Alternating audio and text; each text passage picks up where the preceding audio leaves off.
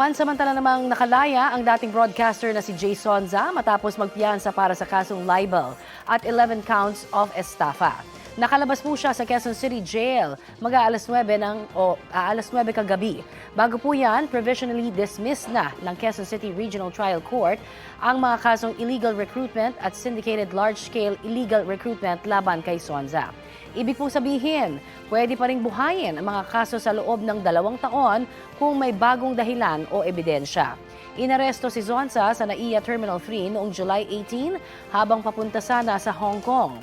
Sinusubukan pa siyang kunan ng bagong pahayag.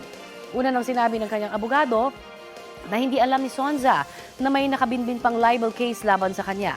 Sinabi raw ng kapwa-akusado ni Sonza na ibinasura na ang kaso. Pero hindi pala kasama si Sonza sa mga pinawalang sala.